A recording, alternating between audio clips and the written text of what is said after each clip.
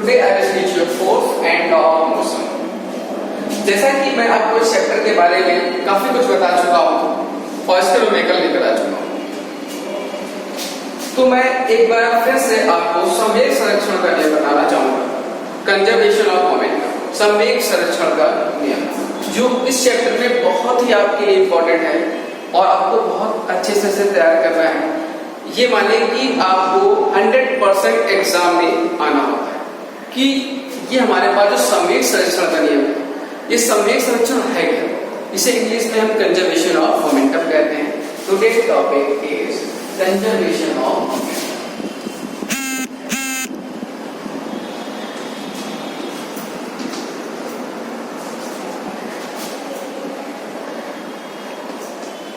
Today conservation of momentum, इसमें आपको ये बताना है कि कंजर्वेशन ऑफ मोमेंटम संवेग संरक्षण,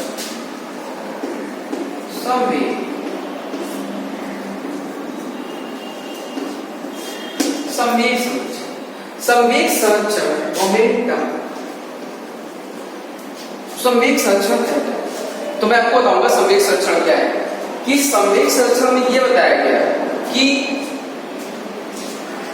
जब दो या दो से अधिक वस्तुएं एक दूसरे से टकराती हैं, तो जब टकराती हैं तो टकराने से पहले उनके पास क्या होता है, टकराने के बाद उनके पास क्या होता है, चलिए पता लगाते हैं। तो मैं आपको बता दूं, एक सरफेस नेट कर लेते हैं, इस पर दो बॉल ले लेते हैं, ball A and ball B.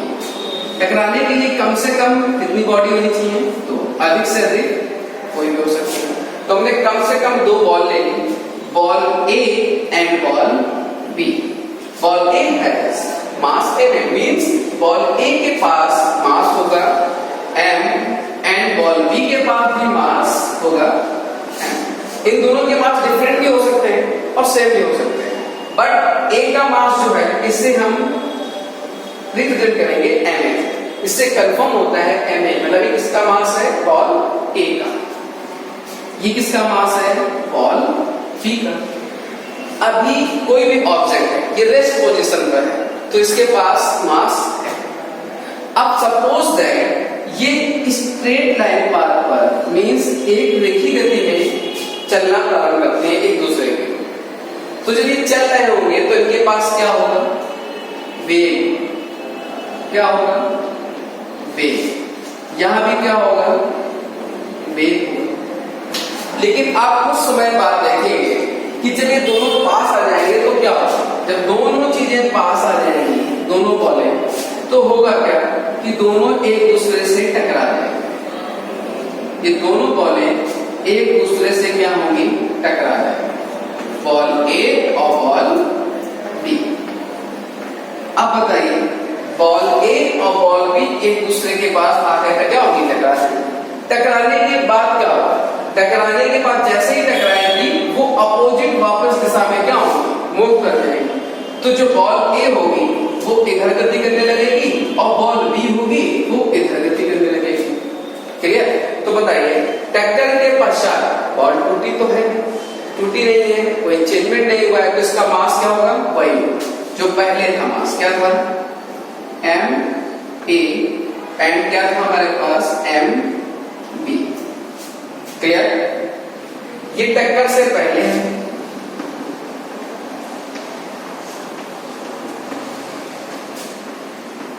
पहले का केस है, ये टक्कर के बाद, टक्कर के बाद। तो आप एक चीज बताइए, जब दो ऑब्जेक्ट एक दूसरे की ओर आती हैं और टकराकर वापस जाती हैं, ये तो क्लियर है। जब आ रही है तो दोनों के पास क्या है? मास और वेग, मास और वेग। टकरा कर वापस जा रही है तब भी इनके पास क्या है? गति कर रही है तो वेग होगा, गति कर रही है तो वेग होगा। तो इन दिस टाइम में मास वेग है, मास वेग है, तो क्या वेग बदलेगा? हाँ बदलेगा। टक्कर से पहले सपोज दैट जब बॉल को दीवार पे मारते हैं तो टकरा के जब वो वापस आती है तो क्या उसी वेग से आती है? वेग चेंज हो जाता है। जब वो दीवार की तरफ जा रही होती है, जैसे बॉल होती है, हम उसको दीवार पे मारते हैं तो जब मार रहे होते हैं उस समय जो वेग होगा उसका वो प्रारंभिक वेग होता है, जिसे हम इनिशियल वेलोसिटी बोलते हैं। क्या बोलते हैं? Initial velocity. और जब टकराकर वापस आता है तो उसकी वेलोसिटी चेंज होती है, जिसे हम फाइनल वेलोसिटी करते हैं। After collision has lost final velocity v and initial velocity is a, then मैं को बताऊंगा इसके पास जो वेलोसिटी होगी वो a होगी और क्या होगा? b होगा।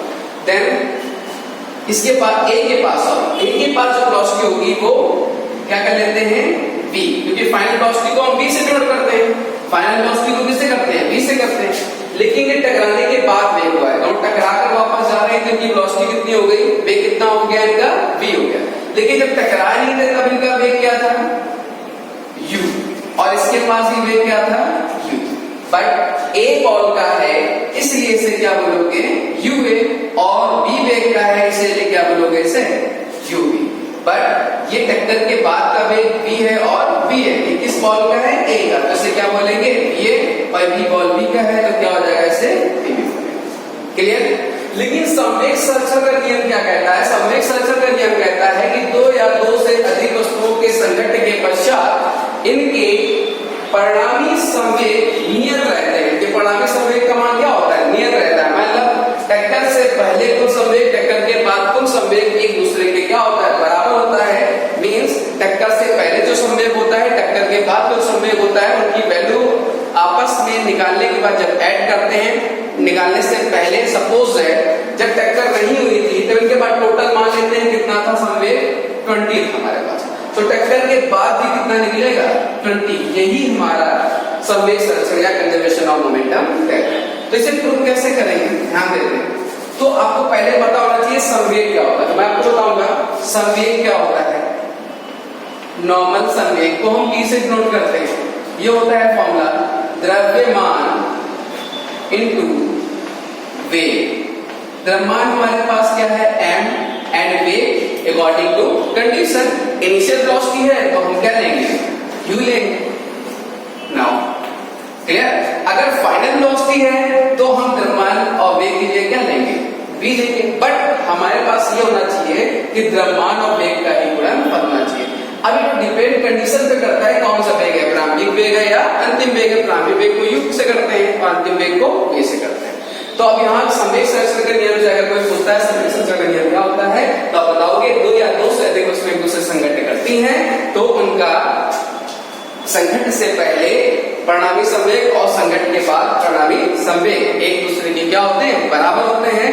या दूसरी भाषा में हम कह सकते हैं दो या दो से अधिक वस्तुएं एक दूसरे से संघटन करती है तो संघटन के पश्चात इनका परिणामी संवेग नियत रहता है। क्या रहता है? नियत, मतलब बदलता नहीं है। जो पहले था वही बाद में रहेगा। तो अब कंडीशन पे आते हैं कैसे निकालते हैं। तो कुल संवेग पहले निकालेंगे, कुल संवेग बराबर बाद में निकालेंगे, जिससे एक फॉर्मूला हमारे पास कंफर्म हो जाएगा कंजर्वेशन ऑफ मोमेंटम का। ये कंडीशन है तो हम पहले क्या निकालते हैं? संवेग। तो संवेग कैसे निकालेंगे? टक्कर से पहले, इससे पहले टक्कर से पहले कुल संवेग। तो टक्कर से पहले कुल संवेग, तो टक्कर से पहले कुल संवेग आप किसका निकालेंगे? टक्कर दो ऑब्जेक्ट में हो रही है, इससे भी और इससे। तो इसके बाद जो संवेग होगा बताइए क्या होगा? क्योंकि संवेग क्या होता है? द्रव्यमान इनटू वेग। इस कंडीशन में टक्कर से पहले कंडीशन ये है, टक्कर से बाद की कंडीशन ये है। तो टक्कर से पहले संवेग में यहाँ पर क्या निकलेगा? हमारे पास संवेग क्या आएगा? यहाँ पे जो संवेग निकलेगा द्रव्यमान कितना है हमारे पास? ma, और इन दिस कंडीशन में वेग कितना है हमारे पास? u है। एंड b ऑब्जेक्ट पर द्रव्यमान कितना है हमारे पास? mv इनटू वेग कितना है हमारे पास? u। ठीक है? तो हमें कुल संवेग निकालना है तो क्या हो जाएगा? m a u a, m a और u a। पहली बॉल का संवेग हो गया प्लस दूसरी बॉल का संवेग आपने क्या निकाला है? अकॉर्डिंग टू इस फॉर्मूले से द्रव्यमान इनटू वेग। इस कंडीशन पे द्रव्यमान mv है और वेग u भी है। तो द्रव्यमान संवेग कितना निकाला हमारे पास?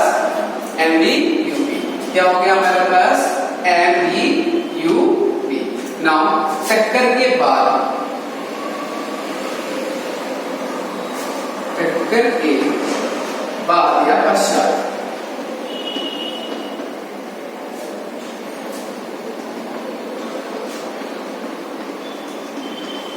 संवेग। टक्कर के बाद में यहाँ पर संवेग निकालेंगे, बॉल ए का संवेग निकालेंगे, क्या निकलेगा? द्रव्यमान कितना है? ए, वेग कितना है? बी। यहाँ पर द्रव्यमान कितना है? ए और वेग कितना है? बी। देन यहाँ पर जो संवेग निकला है वो एम ए है, यहाँ पर जो संवेग निकला है वो क्या है? M B A. तो हम रख लेते हैं M A B A plus M B B B. Then according to conservation of momentum को आप लिख सकते हैं यहाँ पर अकॉर्डिंग टू या संवेग संरक्षण के नियम से। तो संवेग संरक्षण के नियम से क्या होगा? टक्कर से पहले, किससे पहले? टक्कर से पहले कुल संवेग बराबर क्या होगा?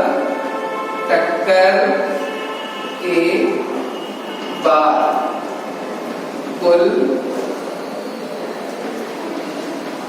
संवेग, कुल संवेग। तो आप क्या करेंगे? टक्कर से पहले कुल संवेग आपने क्या निकाला है? टक्कर से पहले आपने ये निकाला है और टक्कर के बाद आपने ये निकाला है। पुट कर दीजिए, टक्कर से पहले कुल संवेग क्या था हमारे पास? M A U A plus M B U B equal to टक्कर के बाद क्या हमारे पास? M A B A plus M B and B B. आपको भूलेंगे देखा कंजर्वेशन ऑफ मोमेंटम क्या होता है, संवेग क्या होता है।